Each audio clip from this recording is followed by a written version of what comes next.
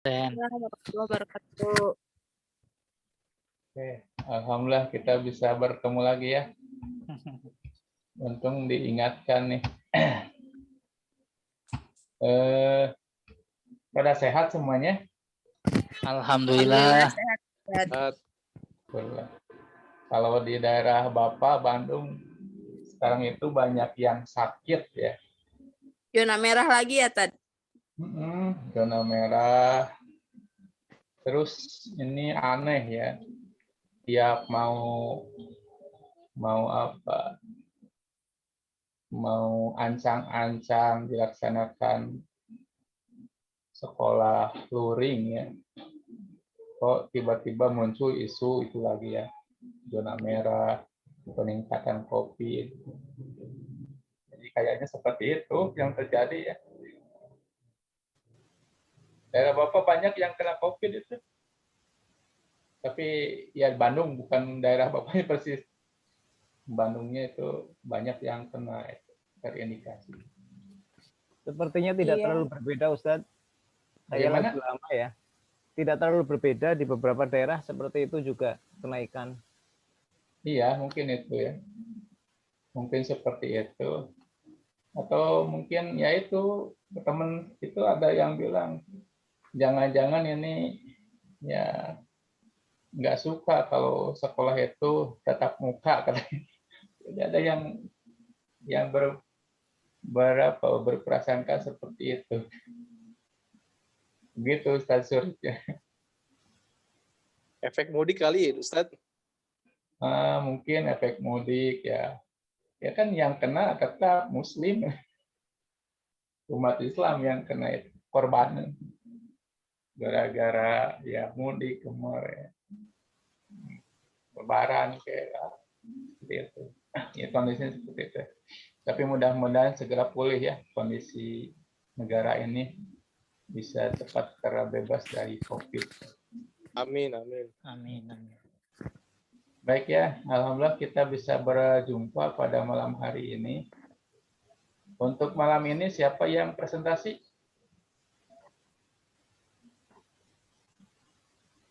Ustadz siapa? Fatur Rahman.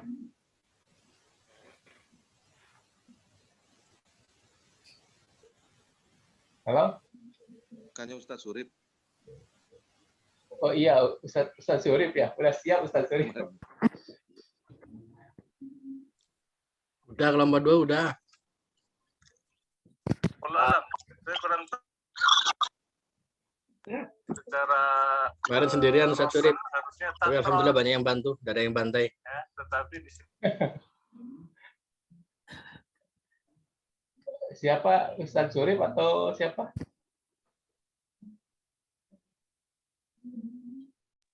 Bukan Ustaz, saya belum siap. Oh gitu. Kalau yang siap siapa?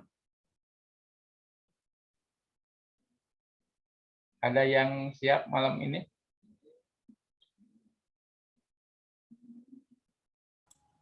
Kalau sesuai jadwal tugas siapa ya? Ustadz Fadil sudah. Ustadz Mohaimin atau memang malam ini nggak ada yang siap?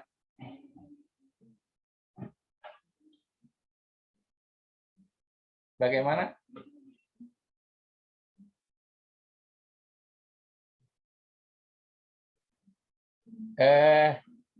Kalau nggak ada yang siap, kita diskusi aja ya, boleh?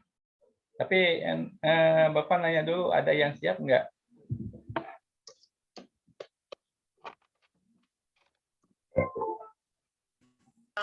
Malam ini seharusnya kelompok 3. Kelompok 3 Ustadz siapa ini?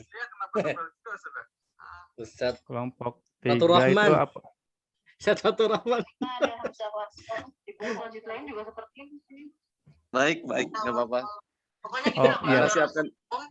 Siapkan dulu sebentar ya, karena tadi di grup itu katanya Ustadz Surip, jadi saya diem aja.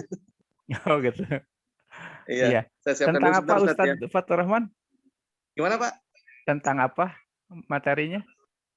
Tentang psikologi perkembangan Ustadz. Psikologi perkembangan Psikologi Islami ya? perkembangan, apa namanya, menurut perspektif Islam. Oh iya ya. Ini materi ini sudah disampaikan ya kalau nggak salah itu Iya, oleh makanya kayaknya Ustadz. udah pernah. Tapi nggak apa-apa lah, double, nggak apa-apa lah. Silakan ya. Ini psikologi. Tapi saya siapkan dulu Ustaz, karena tadi saya pikir bukan saya, Ustaz. Karena tadi Oke, di oke. grup Ya, Ustaz silakan. Surip itu. Baik, Baik, ya. mungkin saya diskusi dulu sama istri sebentar, Ustaz. Oke, iya ya. Monggo. Ya mungkin mohon izin di diskusi aja dulu. Saya siapkan dulu, Baik. Ustaz. Oke, siap.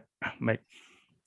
Kalau di jadwal kelompok 3 terakhir Ustaz ya, pertemuan terakhir nih. Masih ada 3 lagi sama hari ini kalau nggak salah ya. Iya, Ustaz, masih ada 2 lagi. 2 lagi atau Iya. 3 yang sama ini, Ustaz. di 3 sama ini ya? Iya, iya, Yang- Ustaz. Siapkan laptop dulu, Ustaz, sebentar. Ya, boleh, boleh. Baik, Ustaz. Setelah Ustaz Fatur siapa? Nah, sekarang ditentukan dulu ya, boleh didiskusikan. Untuk malam Ahad yang akan datang siapa? Biasanya grupnya sesuai urutan ya, habis 3, 4 gitu, 4, 5. Oh gitu ya. Itu sudah ada di share di grup. Cuma setelah kelompok 3 itu kosong, nggak ada. Iya, sudah ada, Ustaz. Kosong, sudah semua Ustaz. Itu ada materi kan tentang perkembangan kesadaran beragama, itu yang pertama. Yang kedua tentang eskatologi kematian dan eskatologi itu kalau nggak salah itu. Akhir kehidupan manusia itu kan ada namanya kematian di situ ya. Kalau nggak salah itu Iya, ada ada 2 lagi, Ustaz. iya 2 lagi ya. Kalau nggak salah itu. Ya, itu tentang perkembangan kesadaran beragama dan akhir kehidupan dan kematian. Nah itu, ini ada eskatologi ya. Eskaton, eskatologi. Seperti itu ya. Baik, Ustaz. Ya. Baik, begini ya. Bapak ingin sedikit berbicara tentang kesadaran beragama ya. Tetapi tidak akan membahas dulu tentang kesadaran beragama. Bapak akan memaparkan tentang dimensi-dimensi keberagamaan ya. Ini Bapak kutip pendapatnya dari Durkheim ya. Durkheim. Sudah pada kenal Durkheim ya. Tokoh sosiologi ya, dari mana? Jerman ya atau Prancis? Jerman kalau nggak salah. Jadi dalam pandangan Durkheim ya, agama itu memiliki 3 unsur ya. Ya, untuk lebih jelasnya nanti dibahas di pertemuan yang akan datang. Ini pengantar aja sebelum nanti Ustadz Fatur Rahman mempresentasikan tentang psikologi perkembangan perspektif Islam ya. Baik. Jadi dalam pandangan Durkheim ya, agama itu memiliki 3 unsur ya. Nah, ini berbeda dengan teorinya Starr and Glock. Kalau Starr and Glock itu kan sudah disampaikan minggu yang lalu ada 5 unsur ya. Akan tapi Durkheim berpendapat bahwa agama itu dalam perspektif sosiologi itu memiliki 3 unsur. Nah, unsur yang pertama disebut dengan istilah belief. Belief. Belief itu ya keyakinan ya. Dalam perspektif Islam itu barangkali akidah ya. Akidah. Jadi belief itu adalah sesuatu yang diyakini. Sesuatu yang dipercayai. Kenapa agama, unsur agama menomorsatukan belief? Karena manusia itu kan tidak bisa lepas dari yang namanya kekurangan, dari yang namanya keputusasaan. Manusia memiliki kekurangan, manusia memiliki keputusasaan, manusia sadar akan kekurangan tersebut, akhirnya manusia memiliki kecenderungan untuk apa? Untuk meyakini akan adanya yang esa, meyakini akan adanya yang tunggal, theos ya dalam sosiologi itu. Adanya Tuhan. Jadi setelah manusia itu pasrah, tidak bisa baik itu mengendalikan alam, mengendalikan manusia, manusia itu memiliki masalah. Akhirnya apa? Manusia berlabuh kepada Tuhan. Manusia mengadu, manusia bercengkrama, dalam bahasa tasawuf itu manusia berasyik masuk ya dengan yang namanya Tuhan. Tuhan ini unsur pertama dalam agama ya. Agama tanpa Tuhan adalah gnostik ya. Jadi ya seperti sekarang itu adanya aliran komunis, terus adanya ateis, itu kan mereka yang tidak percaya dengan yang namanya Tuhan. Jadi pandangan Durkheim ini ya, bahwa yang pertama unsur agama adalah belief, kepercayaan. Kepercayaan ini muncul terhadap Tuhan ketika manusia sudah tidak bisa menaklukkan baik dirinya, lingkungannya, alam semesta. Akhirnya apa? Ia berlabuh.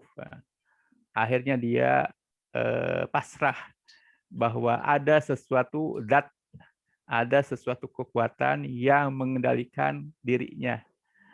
Siapa itu? Itulah God, Tuhan. Itu yang pertamanya dalam pandangan Durkheim. Nah, yang kedua, kata Durkheim, unsur agama adalah adanya yang disebut dengan istilah praktikal, atau adanya aktivitas atau perbuatan-perbuatan. Adanya ritus-ritus. Itu unsur yang kedua dari agama. Kalau Muslim kan melaksanakan salat, ya. Seperti barusan kita melaksanakan sholat Isya dulu, itu adalah ritus. Itu adalah pelaksanaan terhadap ajaran agama. Jadi adanya ritus, adanya perbuatan-perbuatan yang merupakan media untuk menghubungkan antara dirinya dengan Tuhannya. Nah, itu ada praktek, ada ritus-ritus, ada ritual-ritual. Ya, Muslim itu kan ada haji, ya. Ada juga tadi sholat, ada juga saum. Nah, di agama-agama yang lain itu ada ritus-ritus juga. Seperti kalau di agama apa? Agama Kristen ya. Harus apa? Harus dibaptis dulu. Harus apa? Misa ya, misa pensucian. Terus di agama Yunani ya, itu lebih sadis lagi, harus ada pengorbanan. Ya. Pengorbanan itu bentuk ritual atau ritus yang dilakukan oleh Yunani kuno. Yang jadi korbannya apa? Ya perempuan-perempuan itu. Seperti itu ya. Dan barangkali ini terjadi juga di agama-agama lokal ya. Jadi di agama lokal atau di agama ardi. Ya seperti kalau kita lihat orang yang memiliki kepercayaan. Seperti kalau maaf ya, kalau di televisi kan suka ada istilah hajat laut ya. Ada istilah hajat laut. Ini kan itu namanya indigenous religion ya, agama lokal. Ya. Jadi dalam agama lokal itu katakanlah ada penyembahan terhadap laut, sehingga harus ada hajat laut. Laut diyakini ada dewa. Ya, laut diyakini harus ada yang dikorbankan, makanya harus ada hajat laut. Biar apa? Yang pertama, manusia biar selamat. Yang kedua, biar laut memberikan itu ya. Jadi ada feedback, ada feedback. Jadi setelah memberi itu dengan hajat laut itu, nanti ada feedback dari laut, apa, nelayan-nelayannya selamat, terus dapat ikan yang banyak. Nah, seperti itu. Itu unsur yang kedua dari agama ya. Jadi sebelum masuk ke kesadaran beragama. Yang ketiga dalam pandangan Durkheim ya, unsur yang ketiga adalah adanya umat. Ya. Jadi adanya komunitas religius. Gitu. Jadi adanya komunitas beragama. Kalau dalam Islam itu kan adanya umat, umatan wasato, atau ada al-muslimun. Nah, umat inilah ya yang merupakan orang-orang yang melaksanakan ajaran agama. Ya. Jadi adanya umat, umat bersatu, umat saling membantu, umat mengorganisasikan dirinya sebagai persaudaraan Muslim, maka akan menjadi sebuah manifestasi atau sebuah ekspresi bahwa mereka adalah orang-orang yang beragama. Kalau Muslim ya jelas umat Islam. Seperti itu ya. Nah, posisi komunitas religius ini ya, memiliki peranan yang sangat penting dalam mengimplementasikan nilai-nilai agama. Jadi nilai-nilai agama itu nanti yang memanifestasikannya atau yang mengimplementasikannya adalah umat itu. Jadi tanpa adanya umat, ya nonsen sebuah agama kan itu. Ya, seperti itu ya. Jadi tanpa ada umat, tanpa ada orang yang melakukan perbuatan atas ajaran-ajaran agama, maka agama adalah nonsen. Jadi itu sederhana ya. Jadi sosiolog agama memandang bahwa sebenarnya agama itu hanyalah 3. Yang pertama ada unsur kepercayaan atau belief. Yang 2 adanya ritus, ya, kegiatan-kegiatan keagamaan. Yang ketiga adalah adanya komunitas religius. Jadi adanya umat yang beragama, yang melaksanakan agama. Nah, orang yang melaksanakan agama itulah yang disebut dengan istilah keberagamaan. Keberagamaan atau religiusitas. Jadi orang yang mempraktikkan ajaran agamanya, ini maaf, agama manapun juga ya. Ini sedikit kita memahami sosiologi agama. Jadi orang yang mempraktikkan ajaran agama, itulah orang yang memiliki komitmen religiusitas.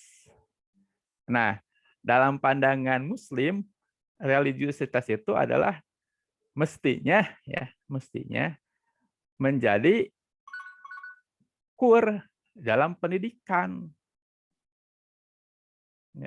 Jadi beragama, umat beragama atau umat bertauhid itu dalam pandangan Muslim mestinya harus menjadi core daripada pendidikan. Nah, ini kan di Indonesia berbeda ya. Tujuan pendidikan nasional itu apa di Indonesia itu?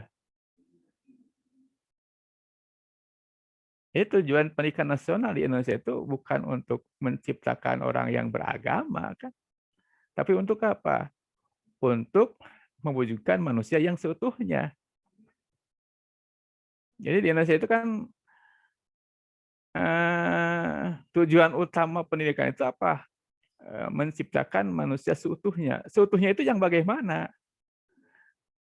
Nah, ini kan dalam tanda petik. Mestinya idealnya harus apa? Jadi menciptakan manusia yang beragama atau bertauhid atau religius. Gitu. Kenapa ke sana larinya? Karena kita lihat dalam falsafah negara kita, sila pertama kan apa? Kepercayaan, belief itu. Nah, kenapa kok tiba-tiba lari tujuan pendidikan nasional itu ke arah apa? Ke arah menciptakan manusia Indonesia seutuhnya. Nah, ini persoalan yang menarik ya. Nah, karena itulah maka visi pendidikan nasional kita itu kemarin sudah disampaikan adalah gamang.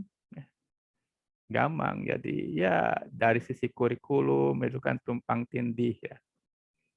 Dari sisi kemampuan intelektual terkadang enggak memfokus ya, enggak meruncing pada satu disiplin ilmu. Ya seperti kemarin kan dalam pendidikan contohnya. Dulu kan kita mengenal istilah CBSA ya. CBSA.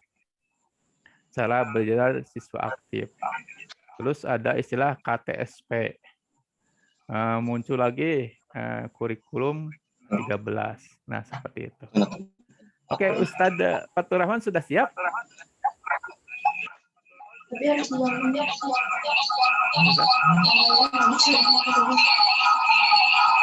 Halo?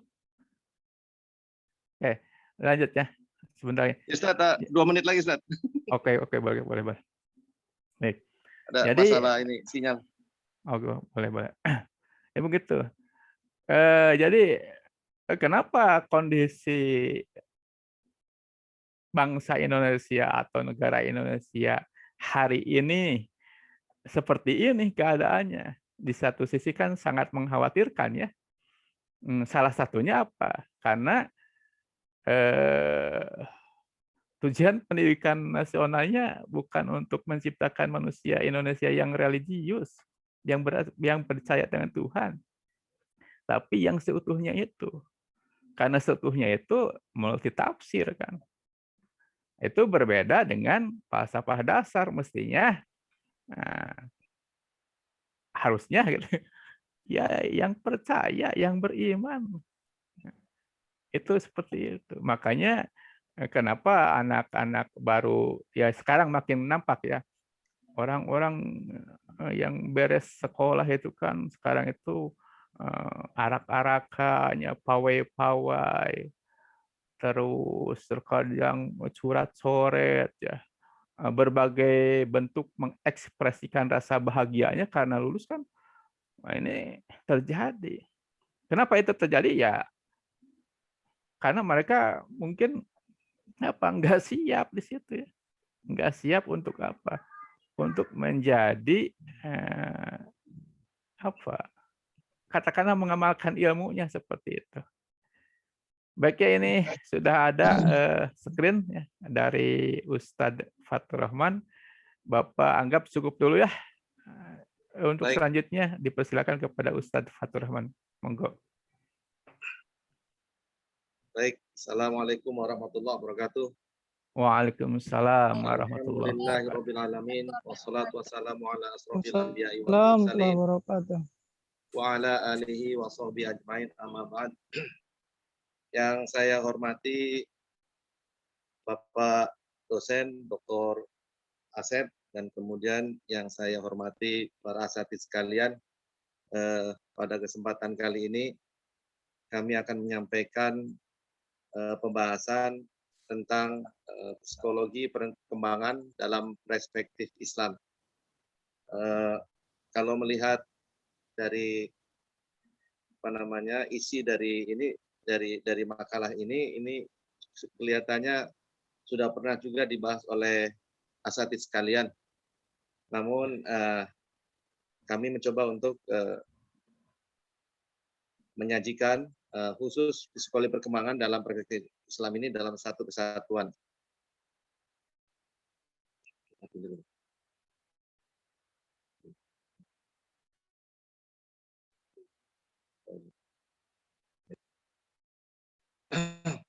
Kita berhubungan dengan apa namanya dalil-dalil agama, maka selanjutnya kami mohon kepada para asatidz sekalian untuk membimbing kami, karena terus terang saja kami sebetulnya kalau untuk urusan agama ini dan dalil-dalilnya bukan faknya ya, karena kami tidak ada kurang mempunyai basic tentang ilmu keagamaan. Oleh karena itu mohon pada asatidz sekalian untuk memberikan masukan-masukan.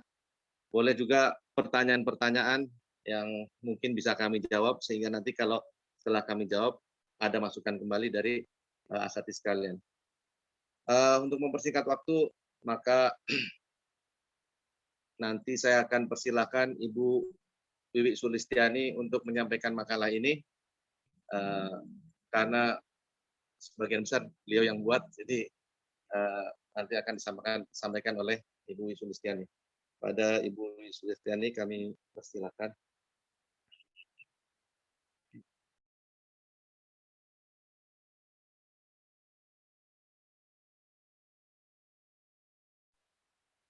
Sehubungan dengan apa namanya internet, kayaknya sinyal di sini agak kurang bagus, jadi kami agak pinggir ke jalan raya, mungkin ada suara-suara mobil atau motor dan kadang-kadang terputus-putus. Mohon maaf sebelumnya.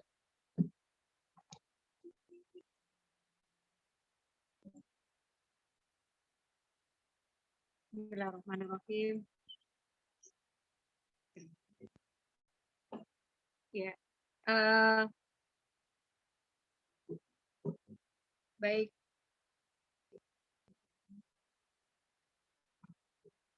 Baik, saya akan berusaha untuk memaparkan tentang psikologi perkembangan dalam perspektif Islam.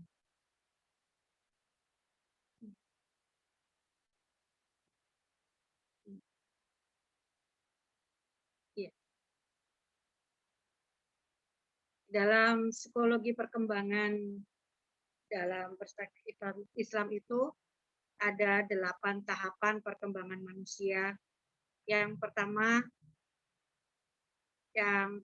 persaksian, yang kedua dalam kandungan, yang ketiga tahapan perkembangan berikutnya adalah bayi, yang keempat anak-anak, tamyiz, yang kelima balik atau amrat, yang keenam taklif, yang ketujuh futuh, yang kedelapan adalah kebangkitan. Untuk yang fase persaksian bisa kita lihat di Quran surat Al-A'raf ayat 172 sampai dan 173. Di surat kami bacain.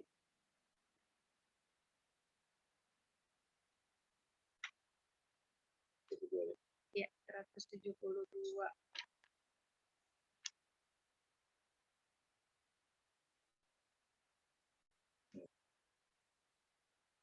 A'udzu billahi minasyaitonir rajim. Wa id akhadha rabbuka min bani adama min zuhurihim dzurriyyatahum washhadahum ala anfusihim alastu bi rabbikum qalu bala syahidna an taqulu yaumal qiyamati inna kunna an hada ghafilin aw taqulu innama asyraka abauna min qablu wa kunna dzurriyyatan min ba'dihim afatuhlikuna bima fa'alal mubtilun, yang artinya di ayat 172,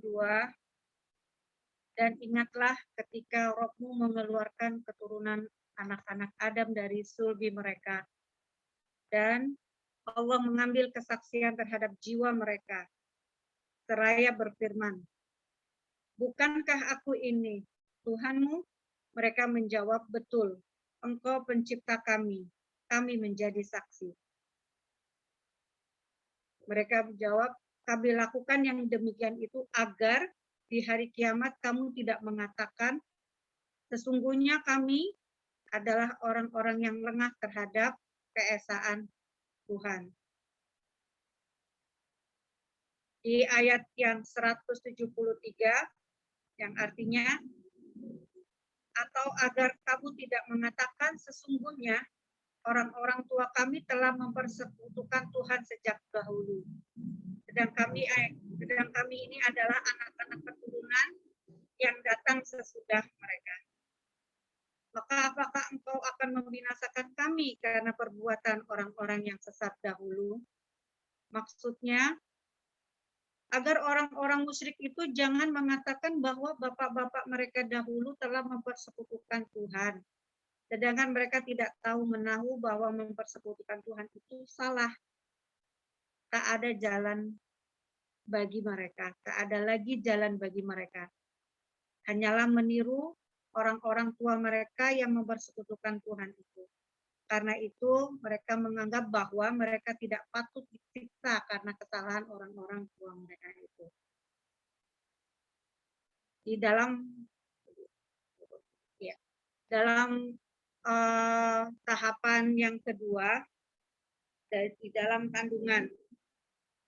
Nah, di dalam kandungan ini ada di Quran surat Al-Mu'minun ayat 12 sampai 14. Jadi ini tentang penciptaan manusia. A'udzu billahi minasyaitonir rajim. Walaqad khalaqnal insana min sulalatin min tin. Tsumma ja'alnahu nutfatan fi qararin makin. ثم خلقنا النطفة علقة فخلقنا العلقة مضغة فخلقنا المضغة عظاما فكسونا العظام لحما ثم أنشأناه خلقا آخر فتبارك الله أحسن الخالقين. Ya, dalam dan sesungguhnya kami telah menciptakan manusia dari suatu saripati berasal dari tanah. Kemudian kami jadikan nutfah itu disimpan dalam tempat yang kokoh. Kemudian nutfah itu kami jadikan alaqah. Lalu kami jadikan mudghah. Dan segumpal daging itu kami jadikan ubaumah, tulang belulang. Lalu tulang belulang itu kami bungkus dengan daging atau lahma. Kemudian kami jadikan dia makhluk yang berbentuk lain. Maka Maha Suci Allah, pencipta yang paling baik. Selanjutnya di Quran surat Az-Zumar ayat 6, yang artinya, Dia menciptakan kamu dari seorang diri, kemudian Dia jadikan daripadanya istrinya. Dan Dia menurunkan untuk kamu 8 ekor yang berpasangan dari binatang ternak. Dia menjadikan kamu dalam perut ibumu kejadian demi kejadian dalam 3 kegelapan. Yang berbuat demikian itu adalah Allah, Tuhan kamu, Tuhan yang mempunyai kerajaan. Tidak ada Tuhan selain Dia, maka bagaimana kamu dapat dipalingkan? 3 kegelapan itu adalah kegelapan dalam perut, kegelapan dalam rahim, dan kegelapan dalam selaput yang menutup anak dalam rahim. Masih di dalam kandungan, ada juga di hadis Arba'in nomor 4, yang artinya dari Abu Abdurrahman Abdullah bin Mas'ud radhiyallahu an, berkata Rasulullah Shallallahu alaihi wasallam mengatakan kepada kami bahwa kejadian manusia sesungguhnya adalah seorang dari kalian dikumpulkan dari perut ibumu selama 40 hari berupa nutfah, kemudian menjadi alaqah dalam waktu yang sama, kemudian menjadi mudghah juga dalam waktu yang sama. Sesudah itu, malaikat diutus untuk meniupkan ruh ke dalamnya dan diutus untuk melakukan pencatatan 4 hal, yaitu rizkinya, usianya, amal perbuatannya, dan celaka atau bahagianya. Hadis riwayat Muslim. Rasulullah bersabda, sesungguhnya dalam proses kehamilan nutfah tidak berubah dalam rahim selama 40 hari. Setelah itu ia menjadi alaqah, lalu mudghah dalam waktu yang sama. Kalau Allah menghendaki dan untuk menyempurnakannya, Allah mengutus malaikat yang akan berkata kepadanya, laki-laki atau perempuan, celaka atau bahagia, pendek atau tinggi, kurang atau lebih kekuatan dan umurnya, sehat atau sakit. Semua itu akan dicatat.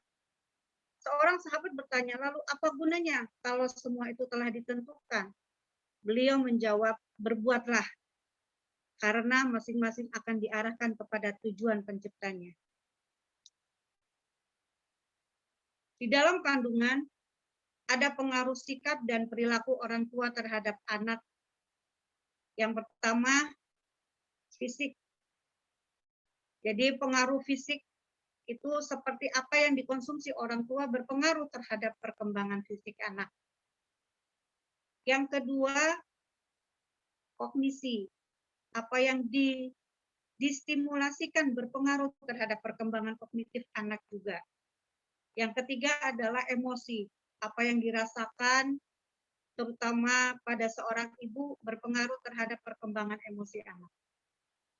Yang keempat, spiritual.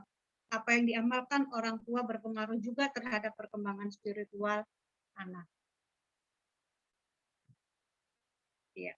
Fase ketiga pada bayi di usia 0 sampai 2 tahun. Kesiapan fungsi pendengaran saat lahir. Nah, di usia 0 tahun ini contohnya ketika mendengarkan azan atau iqomah itu sebagai sesuatu peneguhan persaksian ketauhidan. Yang selanjutnya pada misalkan pencukuran rambut. Nah, ini bersedekah emas, saya akan ganti dengan emas seberat rambut yang telah dicukur. Kemudian ketika acara akikah menyembelih hewan untuk dibagikan, hikmahnya adalah melakukan pengorbanan dan pendidikan bagi jiwa bayi agar kelak menjadi manusia yang mampu mengatasi sifat-sifat yang cenderung berbuat tipu daya, kerusakan, dan kehancuran. Kemudian si bayi itu akan diberi nama. Nama yang baik adalah sebuah doa. Selanjutnya, pada indera penglihatan, penciuman, pengecapan, perabaan perlu distimulasi agar berfungsi optimal. Itu pada usia 0 sampai 2 tahun. Selanjutnya, penyusuan yang berperan penting dalam perkembangan fisik, kognisi, emosi, dan spiritual bayi. Dan khitan atau pensucian fisik. Penyusuan terhadap bayi itu ada di Quran surat Al-Baqarah di ayat 233 yang artinya para ibu hendaklah menyusukan anak-anaknya selama 2 tahun penuh, yaitu bagi yang ingin menyempurnakan penyusuan. Dan kewajiban ayah memberi makan dan pakaian kepada para ibu dengan cara ma'ruf. Seseorang tidak dibebani melainkan menurut kadar kesanggupannya. Janganlah seorang ibu menderita kesengsaraan karena anaknya dan seorang ayah karena anaknya. Dan waris pun berkewajiban demikian. Apabila keduanya ingin menyapi sebelum 2 tahun dengan kerelaan keduanya dan permusyawaratan, maka tidak ada dosa atas keduanya. Dan jika kamu ingin anakmu disusukan oleh orang lain, maka tidak ada dosa bagimu apabila kamu memberikan pembayaran menurut yang patut. Bertakwalah kamu kepada Allah dan ketahuilah bahwa Allah Maha melihat apa yang kamu kerjakan. Di Quran surat Luqman ayat 14 yang artinya dan kami perintahkan kepada manusia berbuat baik kepada 2 orang tuanya, ibu bapaknya. Ibunya telah mengandungnya dalam keadaan lemah yang bertambah-tambah dan menyapunya dalam 2 tahun. Bersyukurlah kepadaku dan dua orang tua ibu bapakmu, hanya kepadakulah kembalinya. Pada fase keempat itu pada usia 2 sampai 7 tahun, di mana masa ini adalah masa eksplorasi, ingin tahu terhadap dunia dan lingkungan. Kemudian pada fase ini juga pada usia 2 sampai 7 tahun mulai belajar tentang Islam. Pendidikan yang bertauhid untuk menyelamatkan jiwa oleh orang tua dan lingkungan dengan keteladanan, pembiasaan dan penciptaan lingkungan yang kondusif.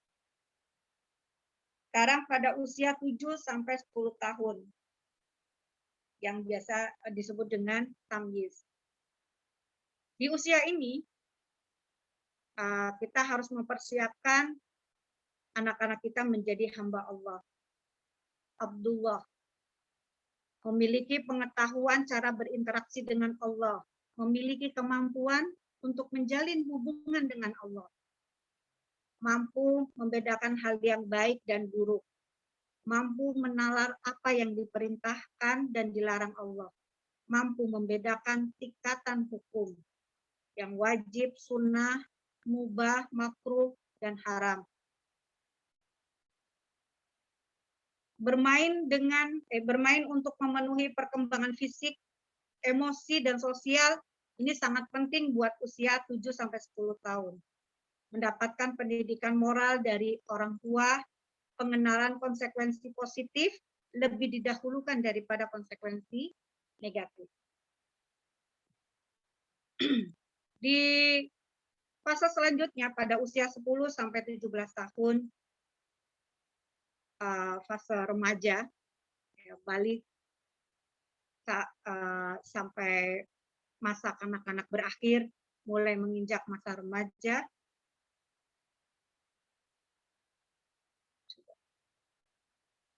Sebentar Pak, ini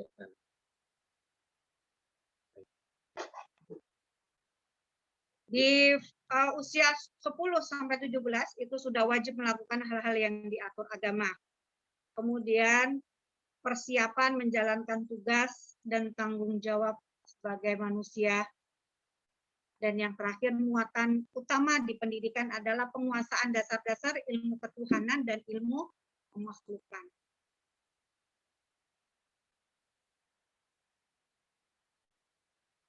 Amrat, ini adalah persiapan menjadi khalifatullah, mengetahui tugas dan tanggung jawab manusia, memiliki pengetahuan dan keterampilan teknis di bidang tertentu yang memberikan manfaat, memiliki kemampuan menjalin relasi dan sesama manusia, mampu berpikir abstrak, menerima pengetahuan secara rasional dan empirik, belajar banyak hal tentang Islam, rasio berkembang dan mewarnai tindakan. Di masa akil balik ini artinya berakal. Pada usia 17 sampai 40 tahun yang disebut taklif. Ini bertanggung jawab atas semua sikap dan perilaku pribadi, ibadah, muamalah, kemasyarakatan, dinayah atau hukum, dan munakahat. Secara fisik berfungsi secara maksimal, puncak pertumbuhan, menguasai keterampilan motorik dan merespon, menguasai penalaran, analogis, dan kreatif. Emosi sudah stabil, siap menunaikan tugas dan tanggung jawab sebagai khalifullah. Mengembangkan peran sosial sebagai bagian dari masyarakat. Mengembangkan diri dan bermasyarakat dengan tidak memisahkan, mendikotomikan agama dengan ilmu pengetahuan, teknologi, dan kehidupan. Di Quran Surat Al-Baqarah ayat 286, Allah tidak membebani seseorang melainkan sesuai dengan kesanggupannya. Ia mendapat pahala dari kebajikan yang diusahakannya, dan ia mendapat siksa dari kejahatan yang dikerjakannya. Maka mereka berdoa, ya Tuhan kami, janganlah Engkau hukum kami jika kami lupa atau kami bersalah. Ya Tuhan kami, janganlah Engkau bebankan kepada kami beban yang berat sebagaimana Engkau bebankan kepada orang-orang sebelum kami. Ya Tuhan kami, janganlah Engkau pikulkan kepada kami apa yang kami tidak sanggup memikulnya. Beri maaflah kami, ampunilah kami, rahmatilah kami. Engkaulah penolong kami, maka tolonglah kami terhadap kaum yang kafir. Yang ketujuh, utuh. Di usia 40 tahun sampai ajal menjemput, utuh adalah sebuah kemenangan, mengalami berbagai pengalaman spiritual dan religius, mampu memahami esensi atau hakikat segala sesuatu, mampu melakukan kontemplasi, kemudian perasaan cinta kepada Sang Pencipta dan makhluknya itu semakin kuat. Di utuh ini, seperti di Quran surat An-Nasr, yang artinya apabila telah datang pertolongan Allah dan kemenangan, dan kamu lihat manusia masuk agama Allah dengan berbondong-bondong, maka bertasbihlah dengan memuji Tuhanmu, dan mohonlah ampun kepadanya. Sesungguhnya Dia adalah Maha Penerima Taubat.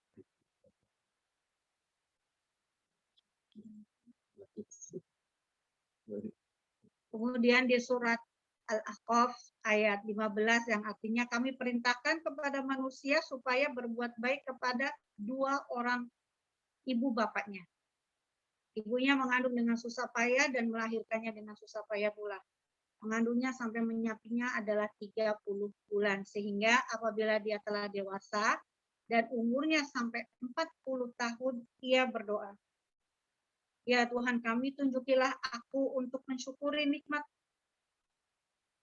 Engkau yang telah Engkau berikan kepadaku dan kepada ibu bapakku, dan supaya aku dapat berbuat baik, berbuat amal yang soleh yang Engkau ridhoi. Berilah kebaikan kepadaku dengan memberi kebaikan kepada anak cucuku. Sesungguhnya aku bertaubat kepada Engkau, dan sesungguhnya aku termasuk orang-orang yang berserah diri. Yang kedelapan terakhir adalah masa kebangkitan. Di Quran surat Al-Hajj ayat 5 yang artinya, wahai manusia, jika kamu dalam keraguan tentang kebangkitan dari kubur, maka ketahuilah, sesungguhnya kami telah menjadikan kamu dari tanah, kemudian dari setetes mani, kemudian dari segumpal darah, kemudian dari segumpal daging yang sempurna kejadiannya dan yang tidak sempurna, agar kami jelaskan kepada kamu dan kami tetapkan dalam rahim apa yang kami kehendaki sampai waktu yang telah ditentukan. Kemudian kami keluarkan kamu sebagai bayi. Kemudian dengan berangsur-angsur kamu sampaikan kepada kedewasaan. Sampailah kepada kedewasaan. Jadi antara kamu ada yang diwafatkan dan ada pula di antara kamu yang dipanjangkan umurnya sampai pikun. Supaya dia tidak mengetahui lagi sesuatu pun yang dahulunya telah diketahuinya. Dan kamu lihat bumi ini kering, kemudian apabila telah kami turunkan air di atasnya, hiduplah bumi itu, dan suburlah, dan menumbuhkan berbagai macam tumbuh-tumbuhan yang indah.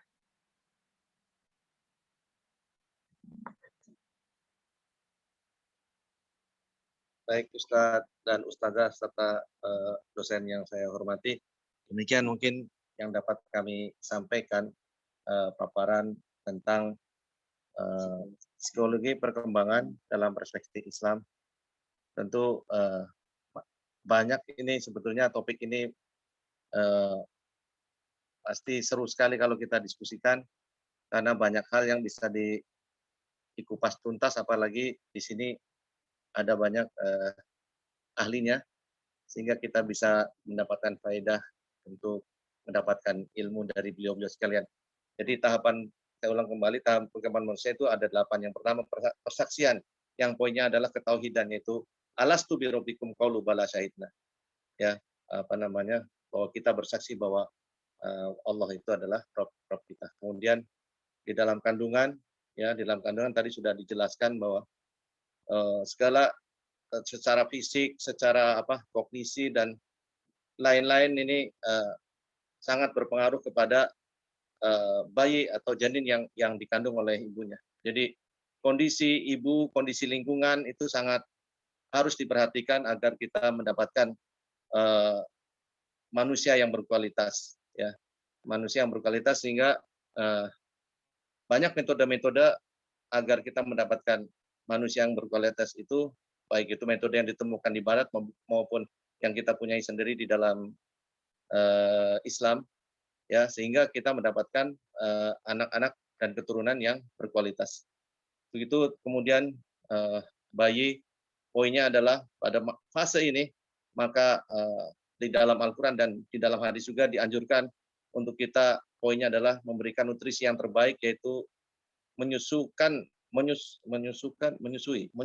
ya. Menyusui bayi kita, anak kita itu sampai 2 tahun menyempurnakannya, dan itu sangat dianjurkan, ya.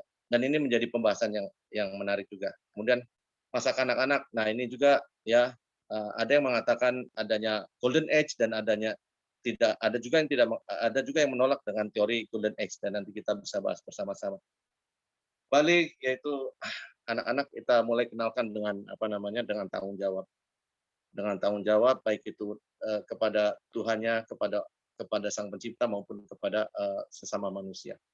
Taklif yang berarti adalah sudah bisa dibebani orang tersebut dengan dengan hukum, yaitu setelah balik tersebut. Sedangkan masa futuh, yaitu seperti tadi disampaikan, masa kemenangan kita usia 40 ke atas, makanya ada mesti umur 40, ya. Dan saya sudah berada di masa ini, ya. Sebentar lagi kebangkitan masa kematiannya. Nah, jadi saya ada di masa ini, dan kemudian memang apa yang disampaikan di banyak sekali di masa ini adalah kita bisa berkontemplasi dan kemudian mengambil dari pengalaman-pengalaman dan pelajaran-pelajaran untuk mengambil hikmah ini di masa ini, sehingga orang di masa futuh ini akan lebih bijaksana. Dan apa yang harus dilakukan tadi ayat tidak jangan dan yang harus kita lakukan lebih banyak lagi untuk berkontemplasi dan bertasbih, sebagaimana di dalam surat tadi yang An-Nasr yang disebutkan. Lalu kemudian kebangkitan kembali, yaitu masa kita nanti setelah kematian, dan itu pun nanti akan ada pembahasannya di kemudian. Demikian yang dapat saya sampaikan, dan kami persilakan kepada teman-teman asatid untuk memberikan ilmu-ilmunya kepada kami berdua. Demikian, dipersilakan asatid. Kedengar nggak, Pak? Kedengaran, Pak. Ya. Kedengeran tapi kecil, Ustadz. Dengaran. Kecil, ya. Ya udah, nggak apa-apa, itu bisa dibaca lah. Silakan silakan kita diskusikan, terutama kepada para asatid. Kami mohon ilmunya untuk kami ambil faidah.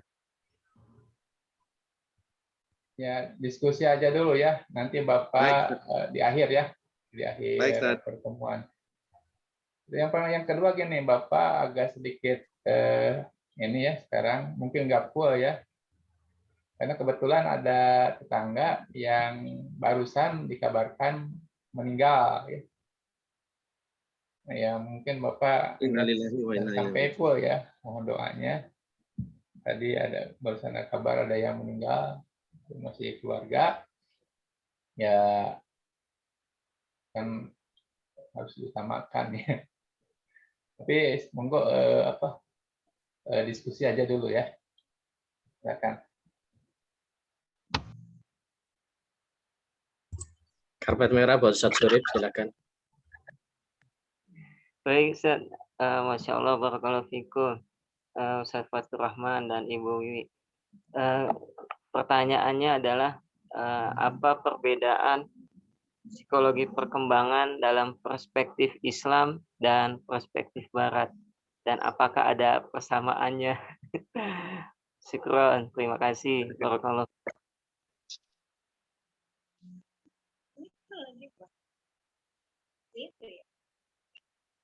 Dikumpulkan dulu aja. Nanti pertanyaannya dikumpulkan dulu karena sambil kita mikir. Ustaz. Ada yang lain? Yang lain?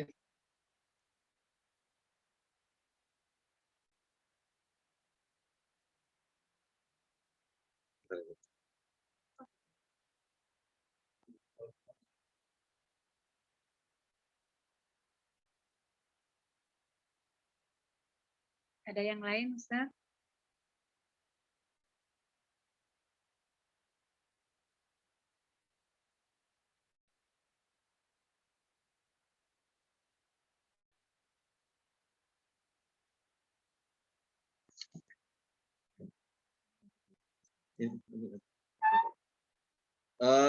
Mungkin apa namanya, kami bukan menjawab ya, mungkin tadi sejenak kami membaca bahwa sebetulnya teori-teori tentang perkembangan ini juga sudah dibahas oleh ini kan oleh ahlinya ya, pertama dari Barat ya, dan kira-kira hampir sama ya.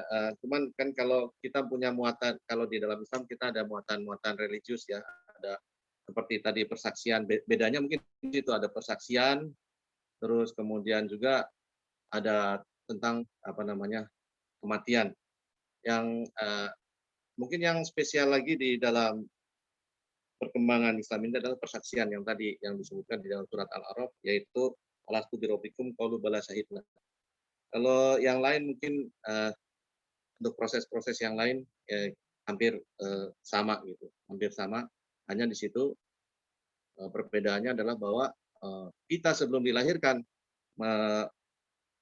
kita telah bersaksi kepada Allah bahwa alastu birabbikum qalu bala syahidna. Yang biasa orang menyebutnya dengan itu adalah fitrah manusia, yaitu fitrah untuk cenderung kepada